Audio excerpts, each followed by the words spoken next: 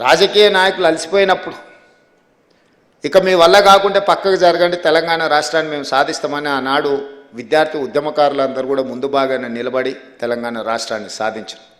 అందులో భాగంగానే శ్రీకాంతాచారి కావచ్చు, కానిస్టేబుల్ కిష్టయ్య కావచ్చు, యాదయ్య కావచ్చు, ఈశాన్ రెడ్డి, వేణుగోపాల్ రెడ్డి లాంటి వాళ్ళు ఎంతోమంది పిల్లలు తమ జీవితాలను సర్వం త్యాగం చేశారు. వాళ్ళు త్యాగం చేసినప్పుడు వాళ్ళకి తెలుసు వాళ్ళు చనిపోవడం ద్వారా వాళ్ళ కుటుంబాలకు తీరని నష్టము కష్టము వస్తుంది.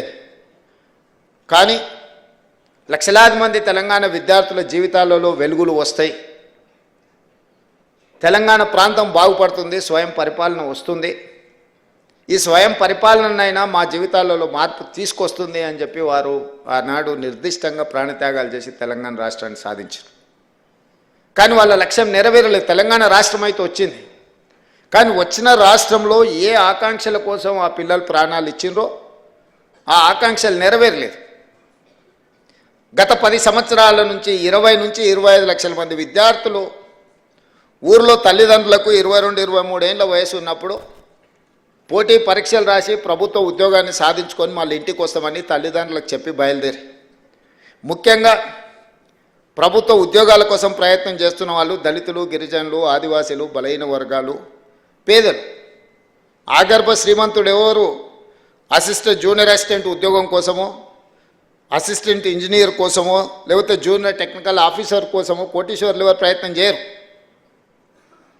99% పేదవాళ్ళు, చదువుకున్న వాళ్ళు ఈ రాష్ట్ర నిర్మాణంలో భాగస్వాములు అవ్వడమే కాకుండా తమని కనిపెంచిన తల్లిదండ్రులు ఈ రకంగా కాస్త జీవితంలో సంతోషాన్ని, కనీసం వాళ్ళు పడ్డ శ్రమను మర్చిపోతారని చెప్పి పేదవాళ్ళే ఈనాడు హైదరాబాద్కు వచ్చారు గ్రామీణ ప్రాంతాల నుంచి.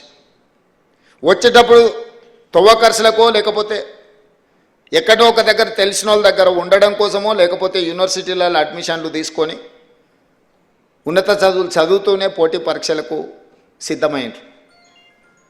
ఒక 6 నెలల్లో సంవత్సరంలోనో కోచింగ్ సెంటర్లలో కోచింగ్ తీసుకొని పోటీ పరీక్షలు రాసి ప్రభుత్వ ఉద్యోగ ఫలితాలు వస్తే ఉద్యోగం వస్తే సరే, ఉద్యోగం రాకపోతే ప్రత్యామ్నాయం గురించి ఏం చేయాలని ఒక ఆలోచనతోనే వచ్చారు.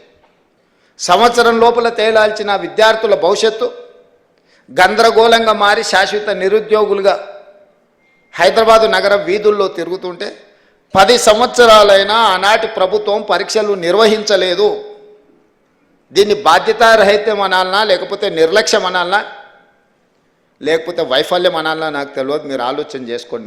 మీరు అందరు చదువుకున్నోళ్ళే.